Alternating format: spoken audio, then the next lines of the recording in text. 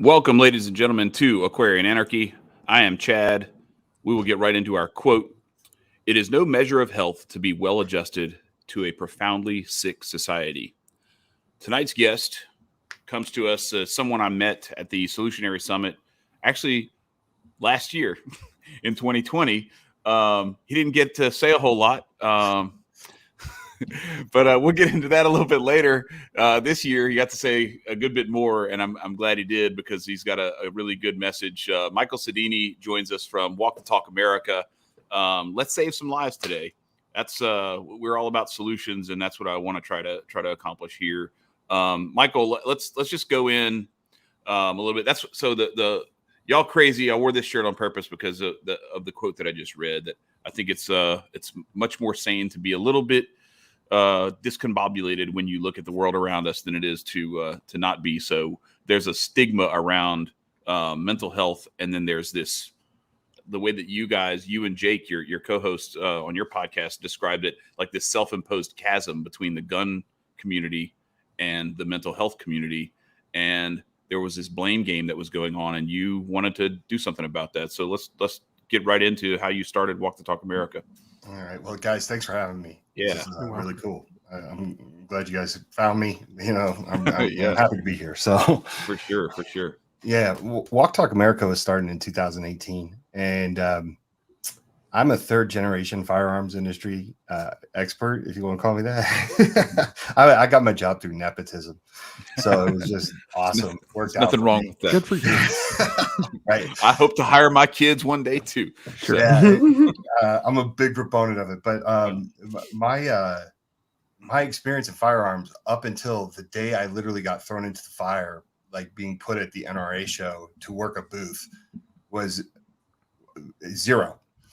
So it was kind of interesting. I would never say I was a gun person. I had no problem with guns, but I grew up in two of the worst places to ever grow up with guns, like New Jersey and San Francisco. Like, wow.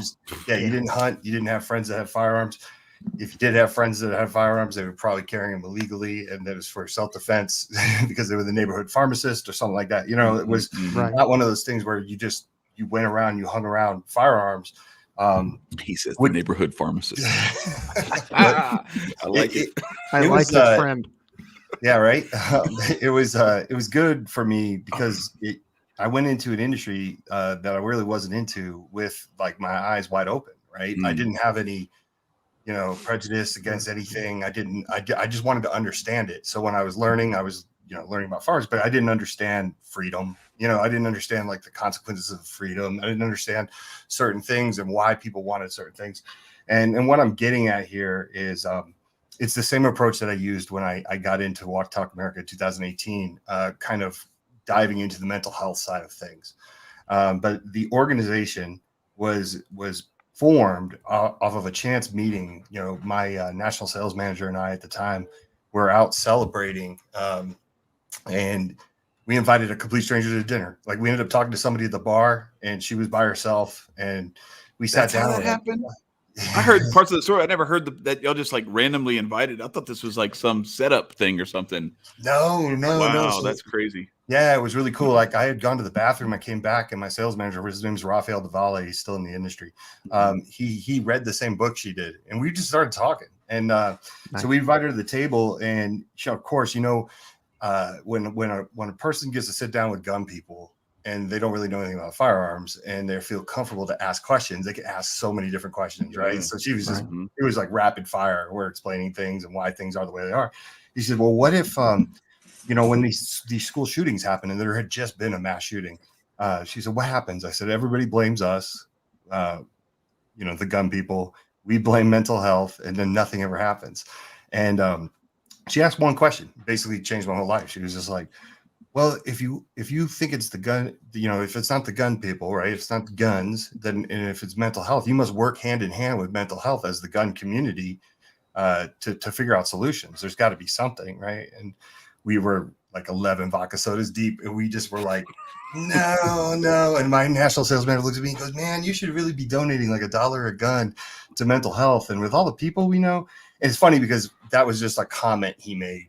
You know what I mean? Like, right. And I thought, well, yeah, that could be something that we could do, right? Like, they have to have the answers. that's how the idea of the organization started, was basically from that chance meeting with somebody. That's crazy. And that's how most of the good things happen, I think, is just by chance. That's how me and Marcus met. And it was about the same time. It was like spring 2018. I met Marcus on a Zoom call for the Adam Kokesh campaign, and here we are 3 years later doing this podcast together. How many vodka sodas brought Nico along for fun? How many vodka sodas were you having at the Zoom? None that time. But no, it is interesting though. Like I was telling them before we came on, I was talking to Marcus and Nico about this because I wanted to get into that because it's crazy. Like we met on that Zoom call, but then a few months later, what was it, like 4th of July weekend, I think, in New Orleans, or the weekend before the 4th of July in New Orleans. We're doing a march. We're doing a march for veteran suicide in New Orleans. We walked. There were veterans. I'm not a veteran, and Marcus either. But we had like these little masks made up and everything. And we started at the VA and we made our way to the Libertarian National Convention and went in, and we, carried a casket and everything with the flag on it. It was a big deal because with as many people as you have in, either former military or people, family members of it, they see this stuff all the time. And one of our good friends, Adam Kokesh, it was, his campaign where we met, he actually talks about how he was, talking about like PTSD and stuff that he had when he came back from Iraq, and they just gave him a bag of pills, and it's like, here's, 3 prescriptions that have suicidal tendencies and homicidal tendencies and all these other things as potential side effects. Here, go home and take this stuff and call us in the morning, sort of thing. And it was just, so he started an organization now. Marcus could probably tell you a little bit more about it because he's worked hand in hand with some of the folks on that, but it's called Homefront Battle Buddies, where they're trying to do something to help with that issue. So it's just crazy how that the alignment. To be clear, I don't have anything directly involved with that. That's Adam's baby, but I have helped Adam on multiple occasions get interviews. I was his media person. Right. I was his press secretary for the campaign. So I basically talked to media for different things for him, and one of them was the Homefront Battle Buddies, which is a really interesting program that you and Adam have an awful lot in common. I think you guys would get along real well. Yeah, definitely. I'd love to check it out. When I said that going into the gun industry and kind of just being eyes wide open, one thing I did notice at any gun show you go to, whether it's the NRA show or SHOT Show, and we're going back now like 99, right? Like when I started, right? If you just talk to anybody there, I mean, there's so many active duty military or former military or first responders, right? That was one of the strangest things about the firearms industry is like you'd go the next show or the next time around, and they're like, "Oh, that person's no longer with us. What happened? They took their life." And right, and we weren't allowed to like talk about it. It's almost like you just didn't talk about it because there's such a fear of it being weaponized against you to lose your rights, right? It was like a narrative created by the NRA and stuff like that, and it worked to like make money and stuff like that. It's just like everybody's gun grabbing, and it went along with what they were trying to do. And that was one of the things I noticed, because I was like, wait, people try to use suicide against us. We lose more people to suicide. We should be like pushing back, saying we need the help. You can't take this from us. Because everybody holds, the military to everybody loves them, right? Like that's something that even people that are anti-gun, you'll see stop, thank you for your service, that type of thing. So it's interesting. Yeah, and I think that there's a natural ally in the military service for gun rights in particular, but really any kind of freedom-oriented organization, because these people have seen that we're not protecting freedom. We're taking shit from people and stealing their stuff, and so that's an obvious place to find commonality. Just as an example, and I'm not trying to just continually bring up Adam, but our most of our campaign, I'd say 60% of our campaign were veterans, and Adam was running to dissolve the federal government, to get rid of it entirely and to return power back to the states. And so, I mean, those kinds of ideas resonate sometimes a little greater in those kinds of communities. And I think that because they've seen behind the veil a little bit. Correct. Yeah. And I think that one of the commonalities that, for instance, the gun lobby, or the gun people, and I would consider myself a gun person. I'm not a huge gun guy, but I like guns. I have firearms, those kinds of things.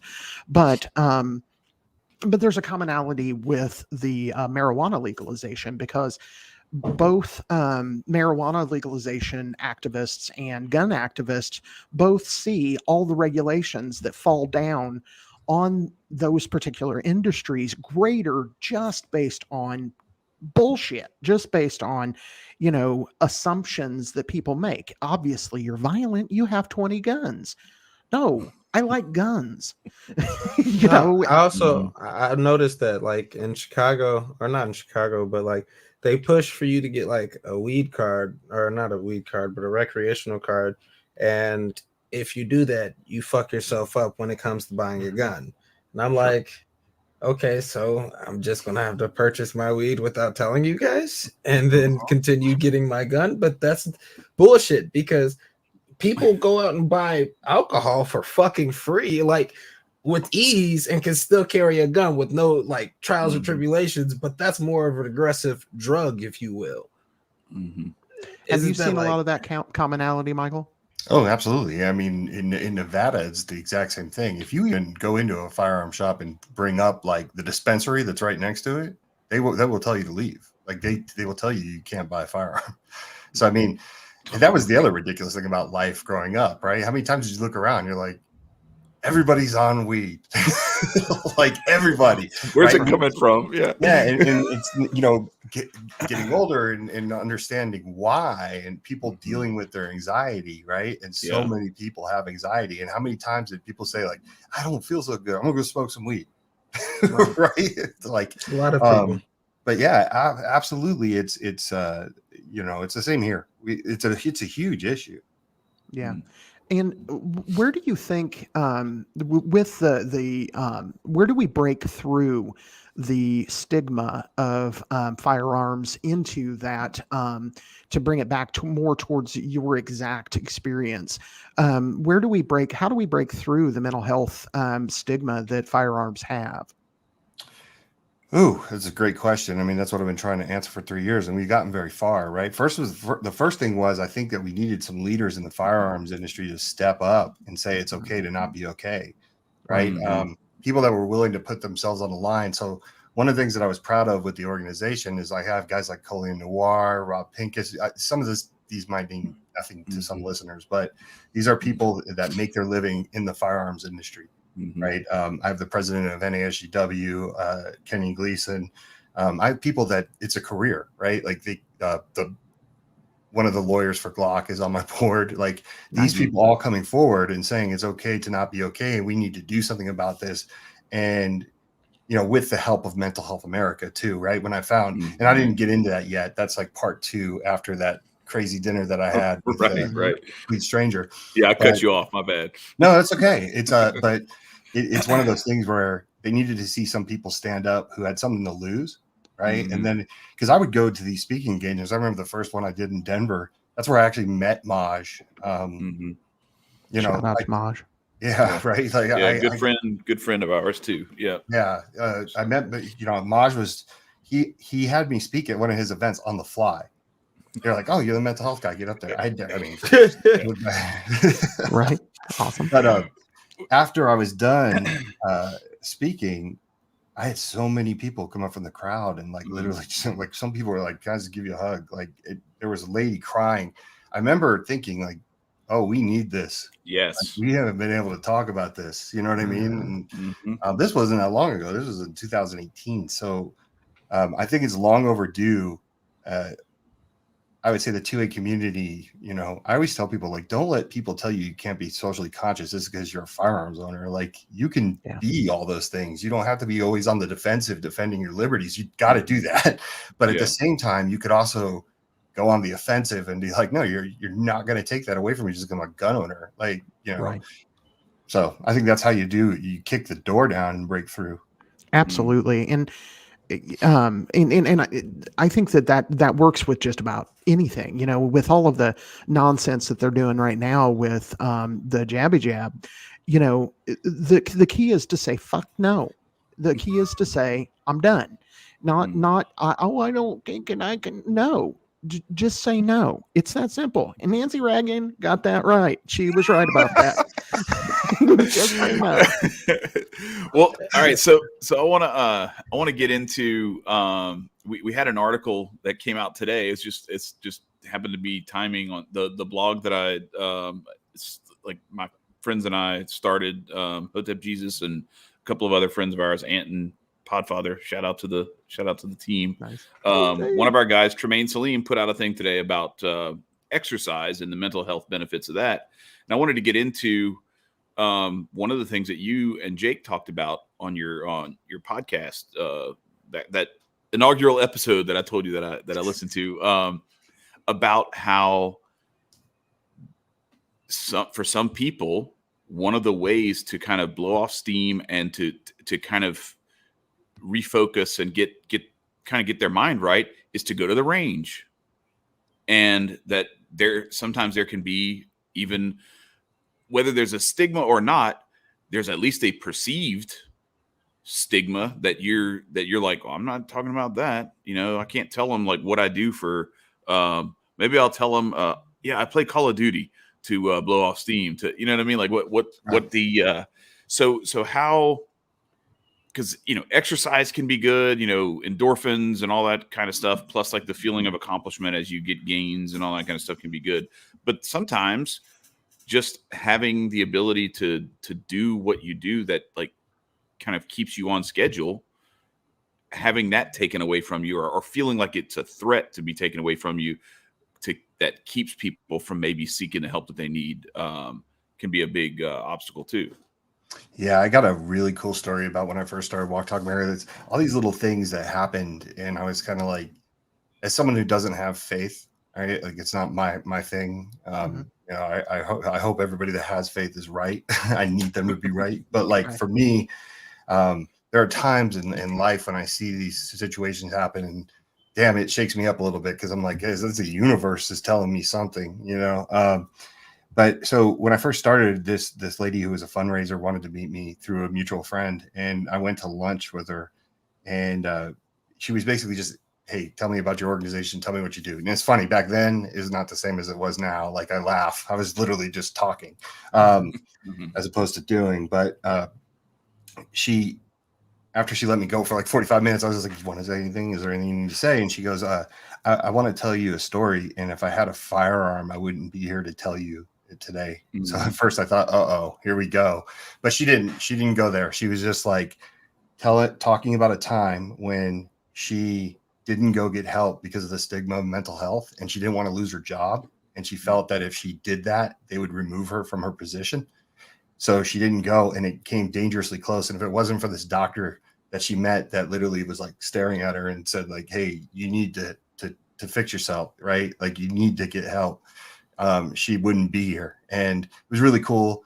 But later on that night, I went home and I called a very well-respected journalist in the firearms community. And I was telling him the idea about Walk Talk America. And he's like, I'm going to tell you something I've never told anybody before. And he's like, when I got back from Afghanistan, he's like, I had PTSD so bad. He's like, if I didn't have my firearm, I wouldn't be here right now to tell you the story. I got chills. I was like, lady said the same damn thing. What would you, right? And he goes, people don't know though. You never know. I think you never know. Yeah, it was. That's when I knew I was onto something, because I was like, there's two different people from two different worlds that are like right there, parallel to each other. But it was crazy because he said that he would go to the range, and when he was in Afghanistan, it was like the weight that used to make him nuts, not the actual combat. So like when he was at the range, he felt like when he could hear the shots and stuff like that, it calmed him because it made his mind not think about the stuff when he was just sitting still waiting, because they were all like, sitting ducks out there, is like waiting to see who's going to step on a mine and all, all this stuff that they would do. But I thought that was very fascinating because most people think of like the Chris Klein tragedy, right? When you think of lead therapy and going to the range, and that didn't help.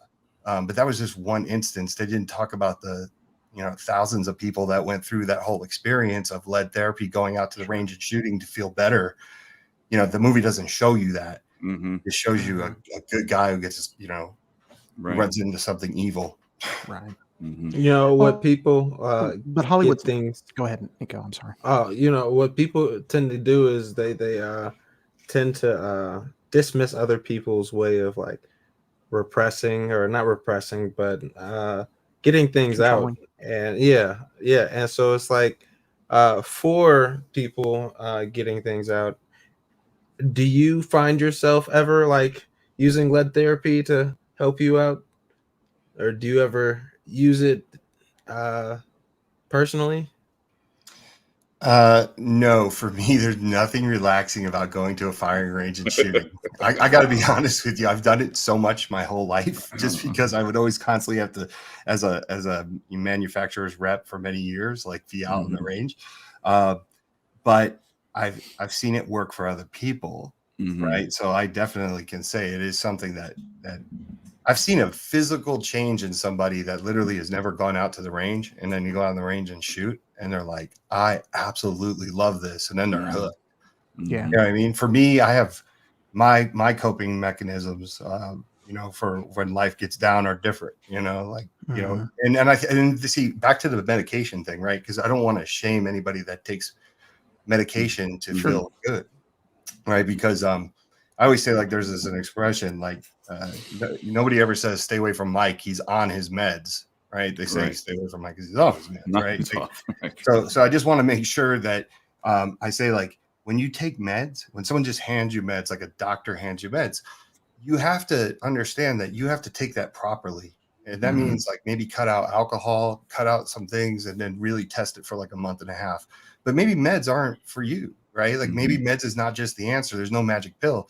So maybe you got to start doing some yoga. You got to start exercising. Maybe go to the range, try it. Like, because when you're out in the range, you have to focus and you have to pay attention, and that can take your mind off everything. So I think there's a lot of variables. There's not one size fits all solution to anybody that's dealing with some PTSD or maybe anxiety, and they need to figure out how to help themselves. Yeah, there's also, I think, some benefit to just like accomplishment, and like if you're going through whatever it is, some people do model trains, some people whittle, there's all these different things, hobbies that people have that keep them, they say an idle mind is the devil's workplace, they keep their mind focused on something. And then it also gives you, if you're doing something like that that's productive or that's creative, it can actually or in that case, if you're knocking down targets or whatever, it can be like destructive in that sort of way, in a constructive, destructive way. But like punching a heavy bag, right? Punching a bag, right, whatever, or a speed bag, yeah, exactly. It's whatever it is that makes it to where you are stepping through that, and on the other side of it, you come out where now you're back on schedule again. You're back in your. I'm a big proponent of try anything, with the exception of, I'm not saying go try black tar heroin, but like, hey, microdose. Well, I just don't want people to be like Mike. He said, "Go do." He said, "Go do anything." Right. No, but like, I have friends that I watch microdosing, and for those of them to know what I mean by microdosing is, taking a little bit of mushroom every day. Never done that at all, ever. I'm a good Christian boy. Oh my. But like, to me, like, if that's what you got to do, then that's what you got to do. I mean, quality of life is super important. And I think people, to me, it's like, get there by any means necessary.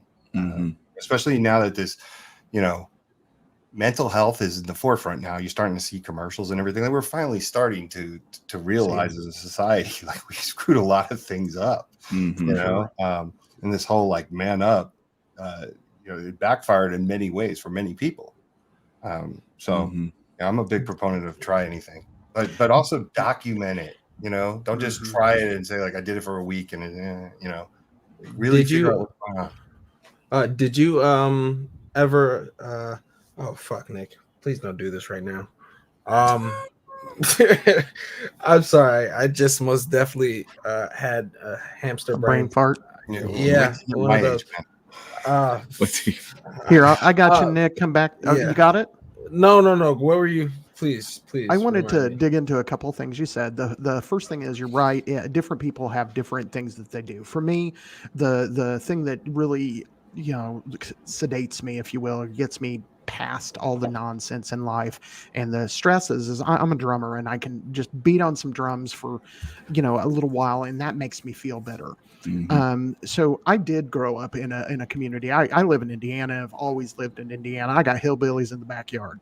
You know, for me, I did get that adrenaline rush. I remember the first time I went and shot firearms, and it was in some guy had like a bunch of cars back in behind his house, and we went and shot the fuck out of them, just blew holes in everything. Sure, it wasn't safe. We were, you know, I was 16 years old. Thank God Marcus didn't have any tannerite or anything. Right.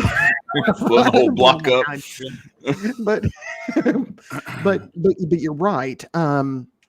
That the different people find, and I did find, for me, that relieved a lot of stress when I was, you know, a teenager, and you know, I didn't have a lot of other than my girlfriend, didn't have any way to really relieve those stresses, and so I found that to be useful.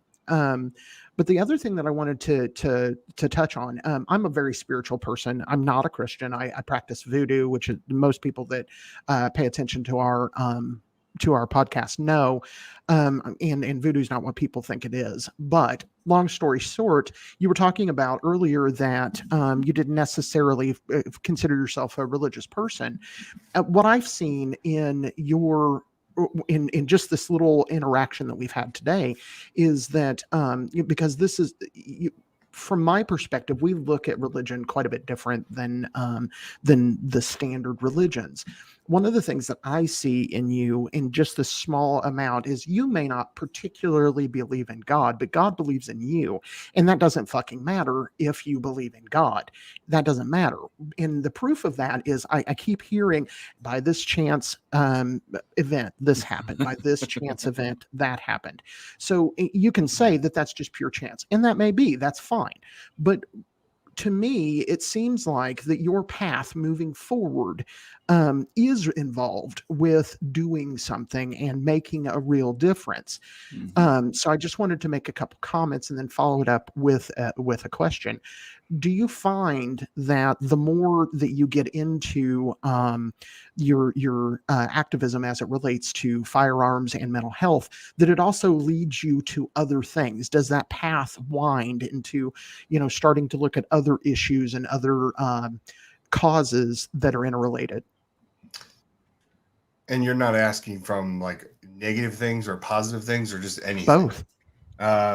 Well, you know, the deep dive into the mental health side and kind of understanding the thought process of that way and just the challenges that the mental health community faces is one thing that I'd say that this has led to.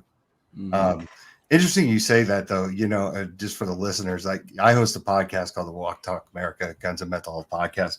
My co-host is super religious. Jake Wiskirchen is super religious. So putting us together is a funny thing, because we always, you know, yeah, you want to go here? I said, no, I'm not too keen on giving God my exact location. I think if I walk into that church, he's going to be like, you know, but by no means do I, like I said, I feel that when it comes to religion, I'm envious of those that have it. I tell people all the time, you better be right. Like, I need you to be right.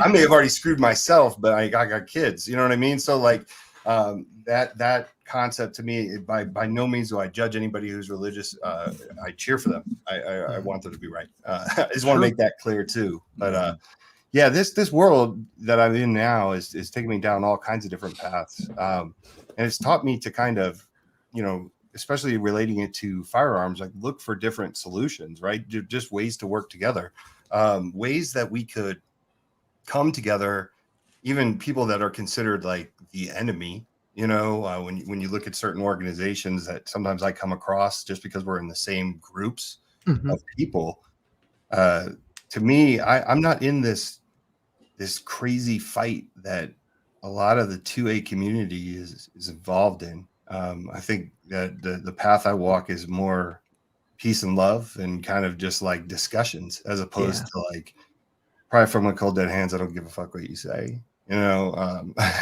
Same. Yeah. So I really enjoy kind of where this has taken me, because I feel like Walk the Talk America gets to represent the firearms community in such a positive light. I always talk about the staunch, like, pry it from my cold dead hands guy, who's like that guy. A lot of times he boos me, but I always say, like, I need him. Like, I need him to be super loud and right there, because what usually happens is people will say, like, hey, I can't talk to that guy. And I'm like, don't worry, I can't either. He probably hates me just as much as he hates you. But then they're like, but I can talk to you, so let's talk, right? So it's kind of been nice to have that, that ability. It's exactly what I wanted, what I set out to do, was like make a place where people could go, where even if they didn't like firearms, they're like, I like what those guys are doing, Well, my friend, you've come to the right place. That's what we do. That's what we do here too. My question. Go ahead, Nico. Now, with diving deep into all the different mental disorders and the mental health issues, have you found that there's been like a reoccurring or a consistent like disease or mental health that strays above the rest when it comes to like firearm and like, how would I put this? With the firearms community? Yeah. Okay, so one of the cool things is, and we could talk about this. This is the card, and I can tell you where this came about. I saw you were wearing the wristband, brother. Yeah. So this is the one that he was giving these out at the Solutionary Summit. Hey, I'm too broke. Okay, I would go, but I'm broke. Okay, all right. Well, you got to figure out a way to get Maj to have it like in your city. Right. There you go. No, but so one of the big things that we started off with was free and anonymous mental health screenings. The reason why we did that is because we wanted, well, first of all, free. Everybody loves free, but anonymous, right? We needed it to be anonymous. We needed a place where gun owners could go and kind of check out what's going on with them without having to give up too much information, unless they wanted to give it up, right? But what's cool is, so if you go here, there's like 13 different screenings you can take for anxiety, depression, substance abuse. There's all these different screenings. And if you answer them honestly, what I found is you get some honest feedback on what to do and resources and ways you can mitigate your trauma and things like that. But so Mental Health America protects that information, but what they do give us is basically percentages against like how many people took this screening, how many people got here, right? Like that information they do collect. And it's really interesting. Anxiety is by far the leader. This goes back to what we said earlier about smoking weed, right? Like it's a way people cope with anxiety. Yeah, it's a huge one. Everybody takes the anxiety screening, and then you have depression underneath it. But I would say anxiety is definitely the clear-cut winner. That makes sense. I went through and did a few of them, because there's some of them that get into like some of it's like teen stuff and then some of the younger stuff. But I went through like all of the ones that were like adult related or whatever. And there's one thing I would say, and I know you probably didn't come up with all the questions or whatever, but no, that's a Mental Health America thing. Yeah. But I would say a suggestion for them is in the addiction section or whatever that test. There's nothing in there about like social media and some of the other things, social media or like television, like binge watching, stuff like that. I know it's in some certain ways that can be less, that but I don't know if I think we're at a point where we don't have enough data yet on what some of the outgrowths that could be detrimental are from social media addiction. Like there's a lot of stuff that, people are getting, they're getting dopamine hits. And then when that withdrawal goes away, it can lead to some other things. So anyway, it's just one of those things I would say, I don't want to be critical, but like I noticed that I was looking at stuff. I was like, oh man, there's something missing on here. Cause I know I'll mention something. Cause I think that's really cool that you pointed that out, because like I think about my daughter. I had to take her phone away the other day, and you'd have thought I took her crack away. Exactly, right. Literally, she was literally like, I could see her processing this, and she was like, "Uh-oh, this ain't good." And I thought that's the weirdest thing, So I think I already have an addict in my house. When it comes that to gaming, that stuff, gaming. Because I like, there's times where like with my son, like I'm like, have you gotten up?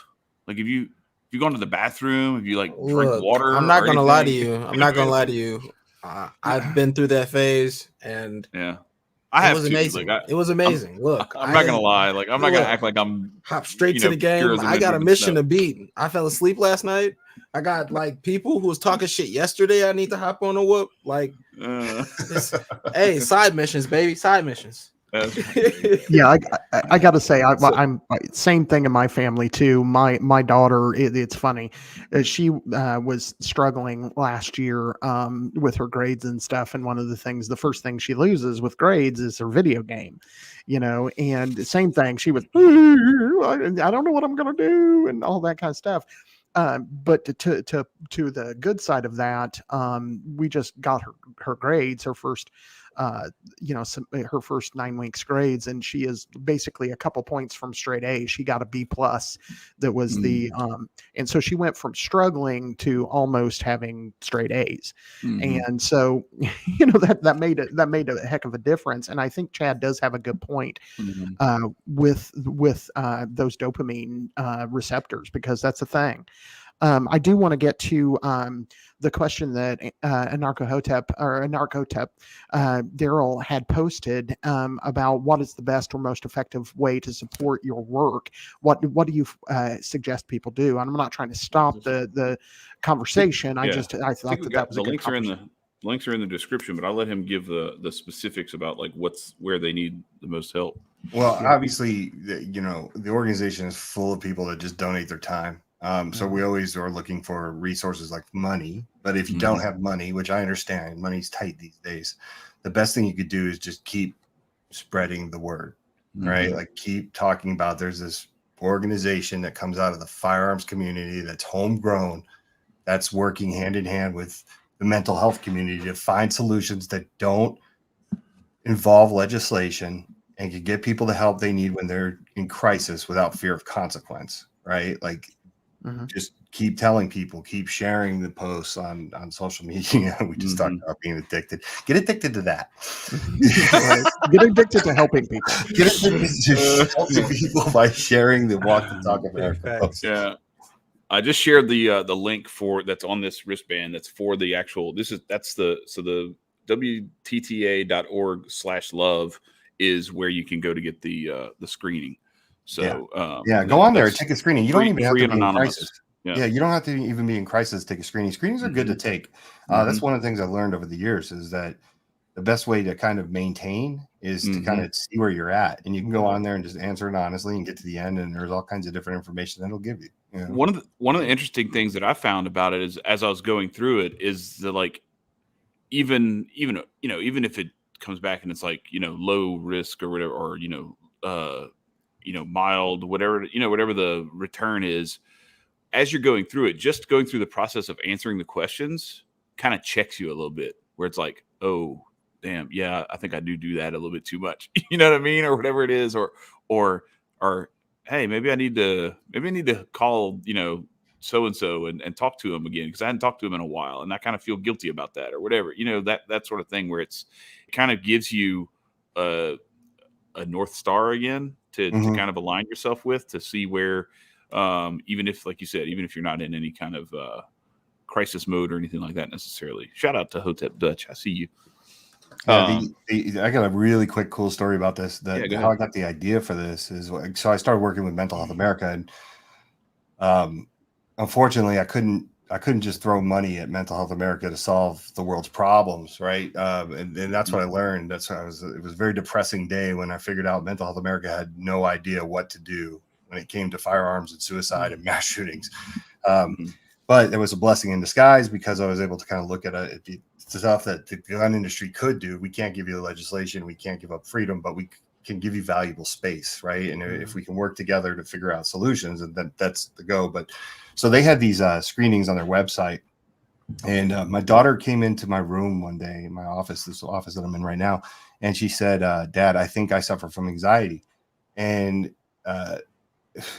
it's me, right? I'm working with Mental Health America. I'm doing all this stuff. So, if I would have said that to people in my family growing up, they would have answered, "I'll give you something to have anxiety about." Like that would have been the end of the discussion. Like, just because of the way that East Coast. Why was that a thing? Like, why were you not able to be like, "Hey, I feel kind of funny. Can you help me out?" And they'd be like, "Yeah, I help you out. I'm like, what the fuck? I don't know. What sense does that make? It's just the weirdest thing, but it's funny because even I think of the people like my grandmother, she would have said that. Like they all were tough. You know what I mean? But so with my daughter, it was a great opportunity. I said, sweetheart, like just the Mental Health America, I want you to go to this website. I wrote it down for her. I said, answer the questions honestly. Don't lie. Nobody cares. Nobody's going to come to the door. And I left it at that. Right. And she walked out 2 days later. She comes in, she hands me the mail. She's like, "Oh, Dad, I took the thingy." And I was like, "What are you talking about?" She said, "Oh, the thingy." That's how she talks. But I said, oh, the screening. You took the screening for anxiety, right? And she goes, "Yeah." And she smiled. And she goes, "It turns out I only have mild anxiety." And I was like, "That's a good thing, right?" And she's like, "Yeah." And she's like, "I'm actually going to give this website to a couple friends of mine. I think they need it." She walked out and I was just like, that's exactly what the people at the gun shows need. Like, you know what I'm saying? Like a way that they could like go do it. So you're like, "Hey." Yeah, I came up with the idea for the bands, and then that led to me like thinking, okay, how do we take this to the next level? So I created the card. That's a brilliant idea, by the way. I mean, it's a simple idea, right? You look at these things, you're like, why didn't anybody think of this? Right. This isn't rocket science. But the best ideas are always simple, right? They're always like, how did I not come up with that? Yeah, I started putting the card in of all the, because I owned a firearms importer at the time. We imported Bursa and Grand Power and Metro Arms, right? American Classic. So I said, and they're all foreign manufacturers. So I called each one of them. I said, "Hey, do you mind if I put this? It's a mental health screening. Can I put it in the box of the firearm?" And they were just like, "Sure." I don't even think they knew what I was asking. Right. So it was kind of like we put them in the boxes and sold the guns. And then we waited, right? Because we wanted to see what kind of feedback we would get. And it was nothing but positive. We would get people that would call Eagle Imports office and they're like, "I just bought a Bursa and this card's in the box. And I think this is amazing that you guys are doing this." Right. So then I was like, "Oh man, I got to go now. Let me go ask my friends that own firearms manufacturers." Right. So I marched right up to High Point, Charlie Brown at High Point. I was like, "Hey, can you put this in the box of your guns?" And he's like, "What is it?" I said, "Mental health screenings." So I said, "Free and anonymous." Okay, yeah, that sounds like a really good idea. Boom, they start putting it in the box. Arms Corps start putting it in the box, right?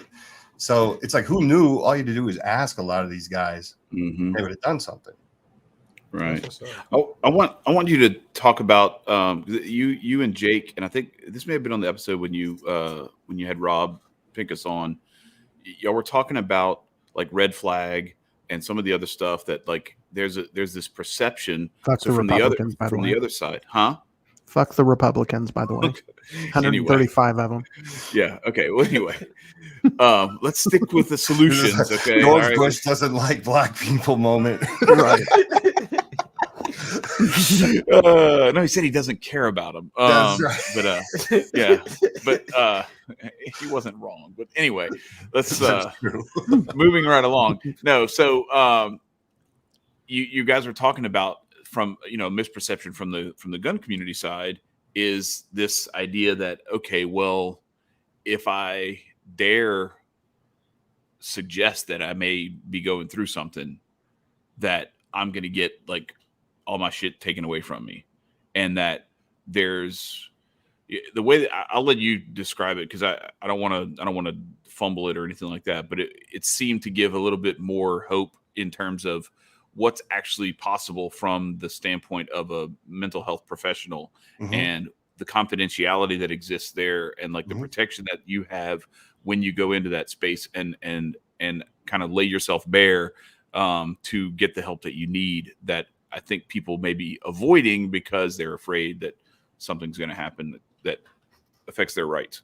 Yeah, absolutely. So when you're talking about a mental health clinician, in very few instances do they have any ability to really affect your rights. Now, that's not to say in certain states like New York, right? Because every person that's listening right now that's in New York State is going to be like, that's not true. And they're right. But the New York Safe Act isn't so safe. But those are the things that we're working on as an organization, right, with Mental Health America, because they don't like the New York Safe Act either, right? Because it throws massive fuel onto the stigma, and then people don't go get help. And when people don't go get help, then they hit stage 4. And then when you hit stage 4, then it's game over, right? So I'm not going to say that every state you have to look at the laws in the state, but for the most part, clinicians can't take your firearms. There's way too much risk involved in their career to do something like that. And that's what Jake breaks down in the podcast. He also has there's actually a blog section of our website where you can actually go and see an article he wrote where he explains why, I mean, to a T, why it's very, like, just like in the state of Nevada, it's nearly impossible. And what's really interesting is we do a cultural competence course. It's a 3-part course for mental health clinicians. It's a very popular course. Like, that's, when we started it, we had no idea how popular it was going to be. But then we had clinicians coming through by the boatloads, and we get CEU credits, like continuing education credits for them. And for many gun people, it'd be kind of boring, especially the first one, because it's literally like going over gun stuff like that everybody knows, right? But some people don't know it. Oh, well, especially clinicians, right? And that's always been the problem, is that clinicians, and this is a good segue into what we were talking about with Rob earlier in car culture, right? Like understanding that why firearms people don't like to be asked, like, do you have any firearms? So, like, you can ask that question, right? There's no context behind it for the guy sitting across the table. I ask you, do you own any firearms? Naturally, why is he asking me this? Right? Like, what does this have to do with anything? So we teach clinicians to have that kind of gentle approach, or make people understand that we as 2A people, we have an issue with people asking us about our guns, right? You don't just ask people things like that. It's almost as sacred as asking about somebody's sexuality, right? You don't meet somebody, hey man, are you gay? Like, that's not even normal. That's not a common thing, right? Like, you have firearms. Like, you don't even have to ask though. Why do you have firearms? Unless you're my daughter. Last week in the Kroger, she walked up to some person and was like, "Are you a boy or a girl?" Oh my God. I'm like, oh shit. Don't do that. Yikes. Remember when that used to be a fight? Like, that was like, that's Pat. Remember on Saturday Night Live? Right, bro. There's so much stuff that, oh man. Anyway, all right. Well, continue, because I wanted to kind of bring that together when you're done with. Absolutely. With the car culture thing. No, so it's kind of like we teach gun culture, and people say, like, we didn't even know there was a gun culture. A lot of clinicians don't even understand that there's a gun culture, right? Because it becomes that question of, why does anyone need to own more than one gun? Or why do people need to own guns? Like, a lot of people have that question, and it doesn't come from a place of malice. It's more like a curiosity. But you'd be surprised at how many people, like, and Rob Pincus does a really good job of this, because he does this in comparing it to car world, right? Like, some people buy cars for speed. Some people buy cars to collect, like for historians, right? Classic cars. People buy guns for that. Some people do it for a living, like me. Like, consider myself an ungunned gun guy, but I have a bunch of guns in a safe here. If anybody came over my house, they're like, you're a gun guy. But it's one of those things over the years, because people would give me guns. I've accumulated a lot of them, right? And there's so many different reasons. People like to target shoot, right? People they want to protect their family. People feel safe when they walk outside. And you could do the same thing with cars. You can go down 20 different categories of why people own cars. or And multiple Jake cars. said his family's like cops and stuff, and Yeah. said like it was just like a tool of the trade, and it wasn't anything beyond that for them, really. Yeah. So in you know, that thing, that analogy, when he breaks it down into the car culture, really hits home with people that are gun ignorant, right? Nice. They're just like, oh, I get it now. Okay, I understand. There's more than, you know, one reason why you would have one, not just Sure. because you're deranged or, you know, whatever the things they try to paint. Yeah. Do It's you really- ever? No, give me just a second, because I wanted to. It's really interesting to point out that so the clinicians really, really appreciate that, and the gun community really appreciates that card. That's how you know you struck gold. Yeah. That's all I wanted to say. Anyway, go ahead, Nico. The question was going to be: do you ever find yourself having the leeway of like your mental health help background turn people into gun owners, and like, oh well, I need to be mentally prepared for this? Do you help prep people and for their mental psyches to get where they need to be when it comes to owning firearms as well? Yeah, I think it just happens organically. Like, I'll give you let's just use all the clinicians that come through. You know, they at the end to get the CEU credits, continuing education credits, they have to fill out like kind of a survey, right? And we'll get people that say like, I used to be anti-gun, but now I'm totally gun neutral, like after taking this course, right? And that's good for me because it's like it's going in the right direction. But then you have some people that are like, that dive in and they're like, I'm going to keep coming back. I'm going to actually go to the range now. I want to go purchase a gun, right? Like they get into that. So I think it's a two-way street, right? And it's exactly like you asked that question. There's so many more people now in the firearms community that are in touch with their own mental health and being prepared. And we have trainers, right? We have firearms trainers that contact us and they're like, can we get your literature? Because we want to incorporate a piece of what you guys do into what we do in our training for people. So I think I've seen it a lot from both sides. There's a lot of things that happen. What I'm proud of is when something tragic happens, right? Take, for example, like Dayton and El Paso, right? I remember when that happened. My phone was ringing off the hook, and a lot of it was from mental health organizations or, you know, prominent leaders in the community. The mental health community were calling me, and they were literally just asking questions. Okay, why can't we ban these, or why can't we ban bump stocks? And I know that sounds like it would be annoying to some people, but I need that, right? Because I need them to call me first before they make some stupid decision or try to back something. For sure. Call the expert. And they go like, oh, that's right. You told me that. You know what I mean? Because they need to hear it a couple of times, and maybe, you know, oh, that's why. Okay, and that's why it will never work, right? So that's one of the things I'm most proud of. That's awesome. That's amazing, actually.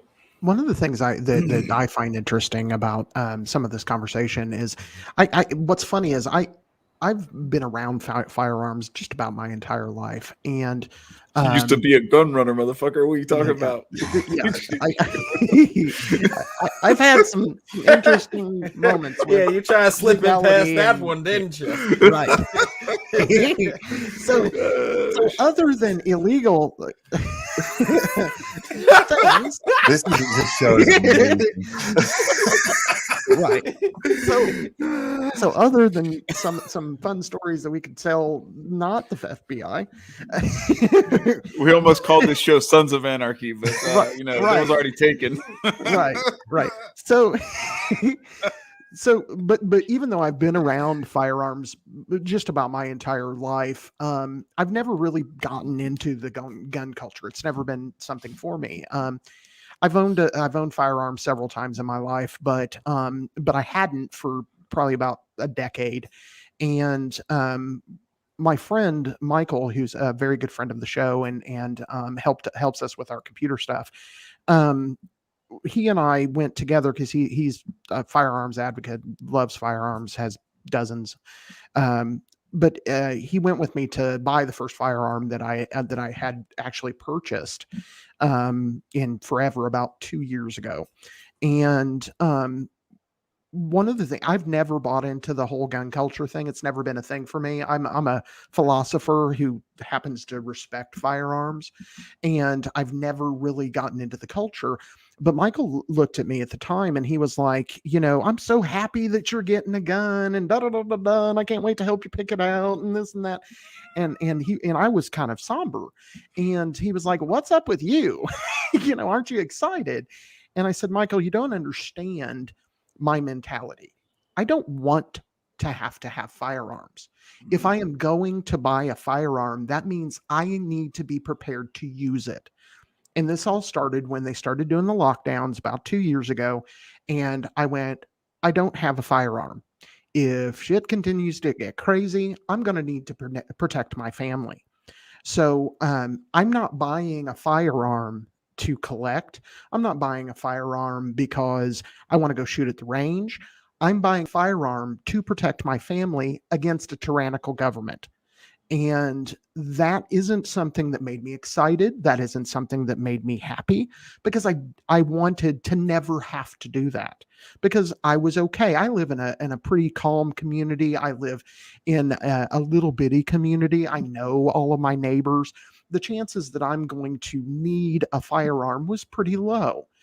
So I didn't want to do that. And as an anarchist, you might say, "Oh, but you should have thousands of them, right? Because you know that the government sucks." And yeah, I do, but it didn't suck bad enough for me to need it. So for me, I think that I come from a different perspective when it comes to firearms, because I'm not.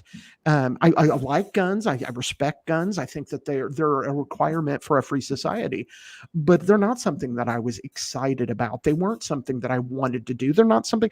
I mean, I don't get my guns out. I know how to shoot. I practice how to shoot, and that's it. That's it. That's all I need. I don't worship the gun. So in many ways, I kind of slash a lot of those stereotypes that they like to put off. Do you find, and I am bringing this to a question, do you find that there are more people in the firearms community that don't fit the mold of the gun community, or the want for guns? Because you said yourself you're not a huge gun guy. Do you find that that's more the norm, or do you find that the people are like, "Ooh, I need 40"? No. See, I think That's what those he's are the talking about with the loudest. gun culture. Is it's diverse, right? Yeah.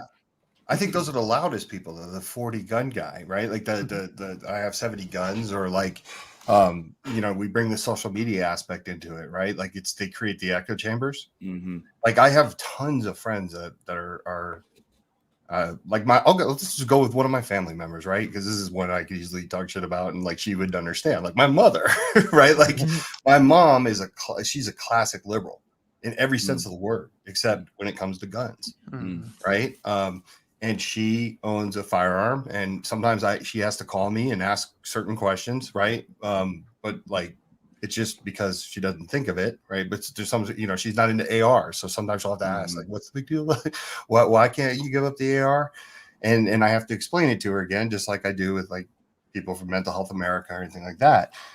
But I would say like she's normal. She's the norm, right? I think there's a lot of people that are just like, "Hey, I own a firearm, and I'm not like you, like particularly like going crazy about this. I'm doing it because I want to protect my family, and I feel like I need it. And I don't want to be part of a club or a group, or I don't want to make this super political, right? Because that's, gun rights are gun rights. And then a lot of other stuff gets dragged into it. Sure. And then you're kind of like, well, we kind of got off track here. Now we're talking about, whatever. What does that have to do with the firearm? So I think the norm, and I'll just give you another thing that I picked up on, like growing up in the firearms family. We used to sell 60 to 80,000 guns a year. We didn't have any military contracts or any law enforcement contracts. Wow. Just that's 60 to 80,000. Wow. So Eagle Imports, this little company, right? So now think about this. You have your high points, you have your Glocks, you have your Rugers, you have Arms Corps, you have all these SIGs, right? Like you have all these different companies, and they sold way more guns than I did. So owning guns is kind of like swimming in the Pacific Ocean with sharks. Like once you figure out how many of them out there, you're like, wow, Like sharks aren't these big bad killers that everyone says they are, right? Because Yeah. you see people drop every single day. So I think the majority of the country doesn't dive into the noise when it comes to guns. They just own it and keep it moving. Agreed. I just wondered if you have found that to be the truth too, because I think that you know, with every kind of freedom, because we branch out into a variety of different, which is obvious, but a variety of different freedom based ideas. And I think that so often, and I think this goes to the narrative of the state, is that no matter what you are, if you like to smoke weed, you're a big pothead and you don't do anything else but lay on the couch. And if you're an anarchist, you're obviously throwing Molotov cocktails and trying to take over small communities in Seattle. And those kinds of stereotypes get applied. I'm a teddy bear with a potty mouth. If anybody is afraid of me, they're a moron. And because I'm not trying to hurt nobody. I'm not trying to do anything. I'm just trying to live my life. Nothing would make my life better than for all this nonsense in the world to just stop, and I could go back to banging on drums in my temple, raising my kids, and growing my food in my garden and living my life. I would love to not need a firearm. And I think that the vast majority of the people that are in any of these kinds of freedom-based, communities, whether it's firearms or a libertarian community or the Hotep community, whatever community it is, that's the majority of people. Sure, you have the people in those communities that are a little bit of a nut job, and it doesn't matter which community. There are lots of anarchists that are shitbags, but at the end of the day, I think all of us, for the most part, are just good ass people who are trying to make the world a better place. And I think that firearms is certainly something that is essential to the continued well-being, no matter which way you twist this, however you do it. I'm going to butcher the quote, but Frederick Douglass talked about that, the line that you come to of how far a tyrannical government will go is how much you'll put up with. And firearms give us a leverage back. If and Joe Biden can tell, and by the way, let's go, Brandon. But Joe Biden can say all day long that we'd have to get some F-16s and some nuclear weapons. It kind of worked out in Afghanistan to just have firearms. Look at Afghanistan. And right now you got the Taliban saying they're the greatest military force ever. I got the greatest force out in the backyard. Yeah.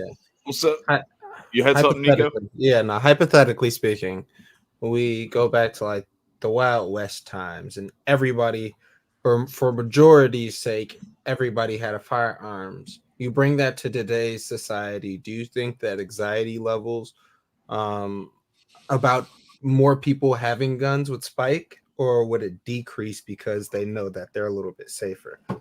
That's a good question. I mean, I'm not convinced that a lot of people, because I'm doing the math, right, using the 80,000 guns that Eagle did. I mean, I think a lot of people own firearms and they don't even tell anybody. Yeah, factual. That's also like what I was thinking. I was like, there's a lot of motherfuckers who got guns, so it's like, there's really a lot of anti-gun people that probably have guns. Yeah, probably, yeah. It's just kind of, so when once again, it's something you can actually run on a political platform about, so it's going to create people that are going to just completely lie. It's like the same guy who goes after they go after gay rights so with such vigor and like strength, and then you find out that they're doing stuff in bathrooms, like you're just kind of wow, like that's where you became obsessed with that, and you made it a crusade to like kill these people, and then it turns out that you should have been hanging with them and just being normal. You know what I mean? Yeah. Well, so before, I don't want to miss out on the opportunity to talk about this, because I think this is one of the coolest things that I gathered from what you guys kind of bring to the table. on the two podcasts that I listened to, you guys talked about this thing, and I don't know who came up with this, but I think it's brilliant. This idea of cause the pause, and bringing it back to suicide and everything. So like, there's the stuff we talked about with the article that was written today about the benefits of exercise for your mental health and things like that. Well, on that blog, I also sent you an article that I wrote, back several months ago and everything about an experience that I had. I'll just let you tell the story because I think you'll do a much better job. I don't want to blow it. Well, cause the pause is something that Rob Pincus came up with.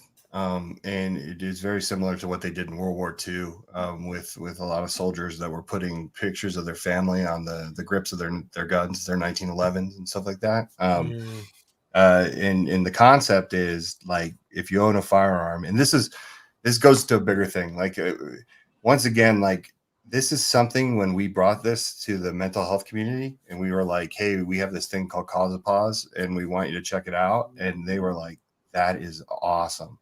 Like that's something we could recommend to our clients, something that might get in the way of somebody doing something totally tragic. Now, the concept of Cause a Pause is you put a picture, it doesn't have to be your kids, it doesn't have to be people in your family, because maybe that's the problem, right? But something you love. It could be like your classic car that you really love, that you live for, that really helps get you through tough times. It could be a quote. So you can't really see here, but like, I'm going to turn this is my safe right there. And you can tell those are my daughters.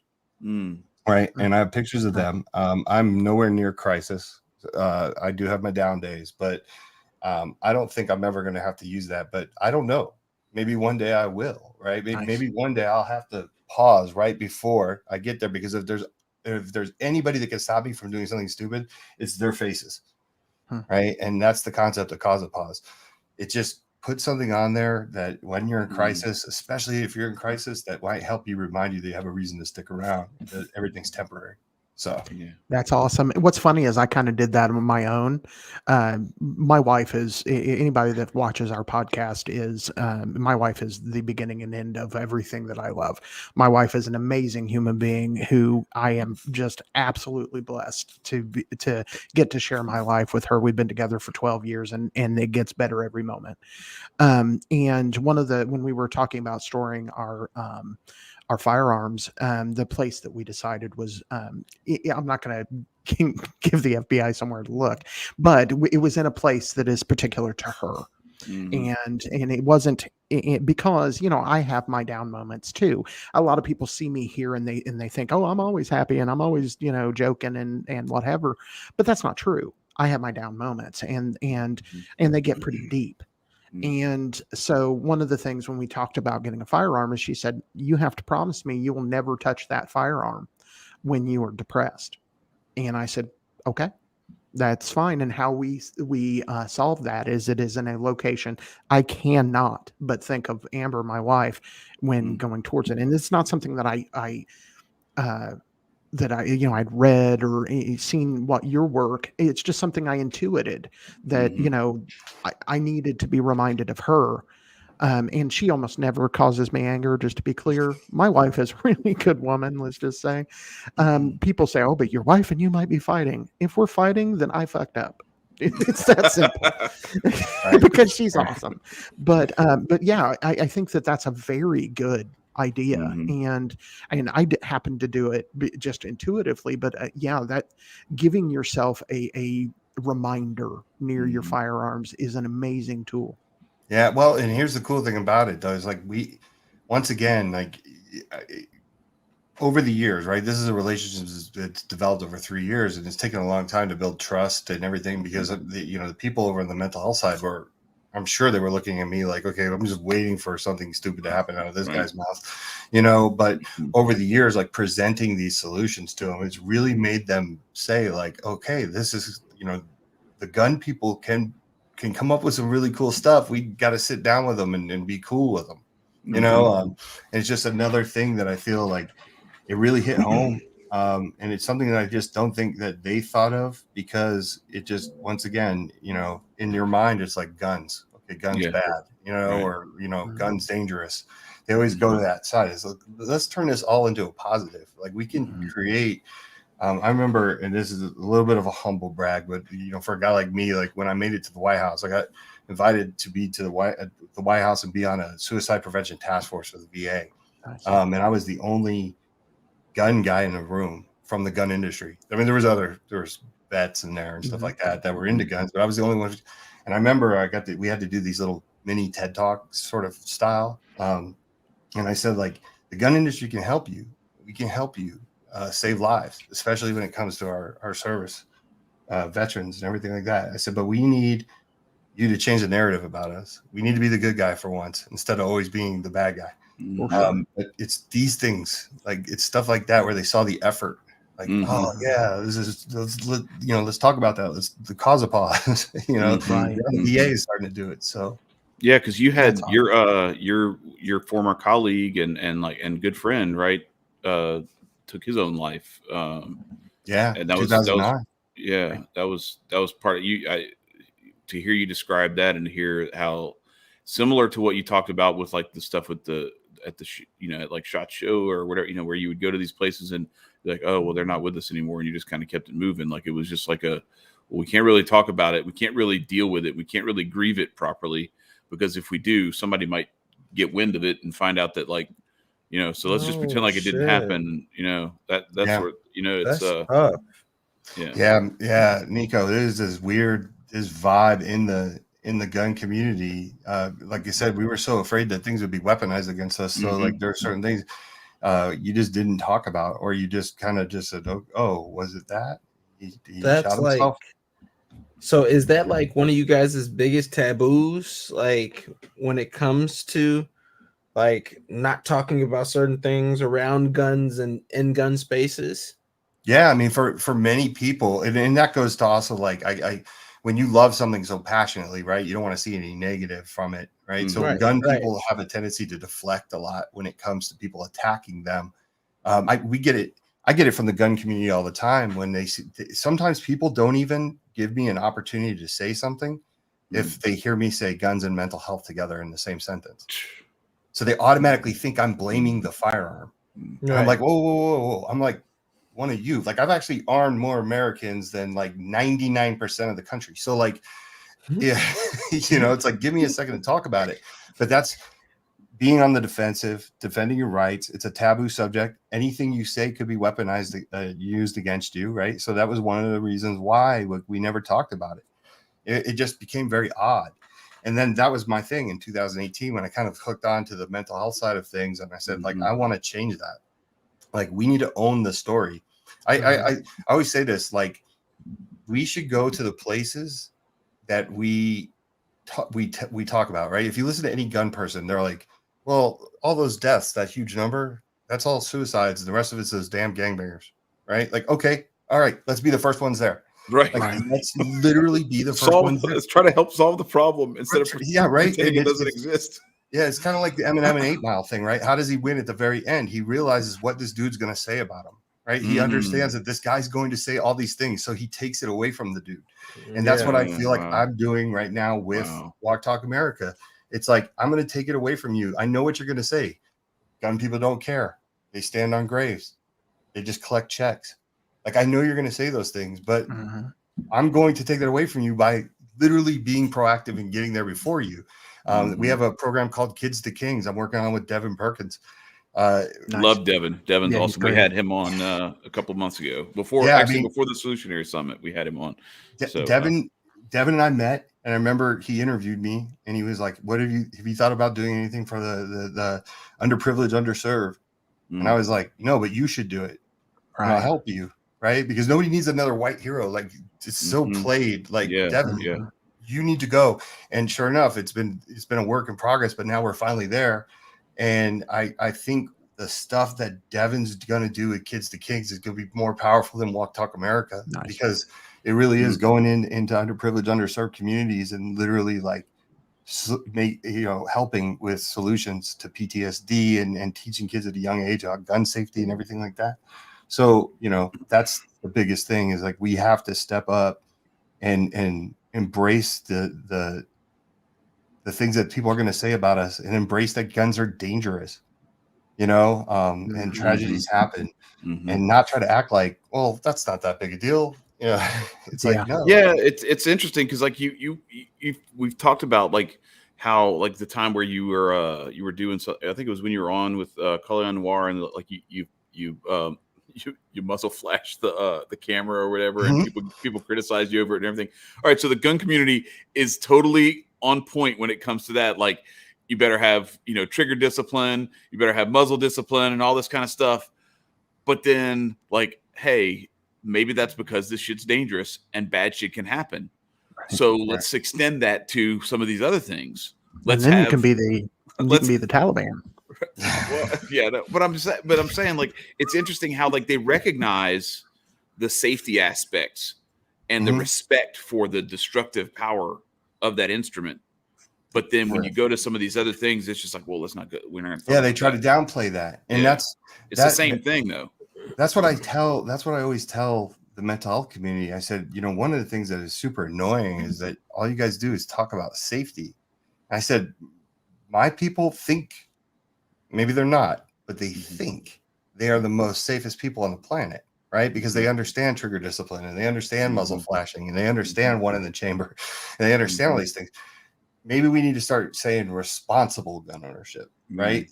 That may help, because nobody wants to hear somebody who doesn't know anything about firearms be told that they're not safe when they are, safe. When that, especially when the person who's giving the criticism, if you handed them a gun, they'd have their finger all over the trigger, they'd be flashing everybody and everything, and be like, "You're going to tell me about safety?" And so, but there are some other things that fall under that umbrella that are kind of, for sure, locking your stuff up and everything. Yeah. This is awesome, because what you're doing is very similar to what we talk about. We've talked about be the smiling face of voluntarism, be the anarchist with a smile, handing somebody a ham. They may be like, "What's that anarchy symbol on your shirt?" "I don't know, but have a ham." Yeah. It's about showing people instead of saying to people. Yeah, exactly. And that's what you're doing. I know that this is going a little bit long. I do want to interject one thing. We really do need to hook you up with Adam Kokesh, because the two of you have so much in common that it would be just criminal for the two of you not to talk. He's friends with Maj too. Chad can give you his phone number. I'll send this podcast to him after we're done today, and tell him that we gave you his phone number. He's really accessible, great dude.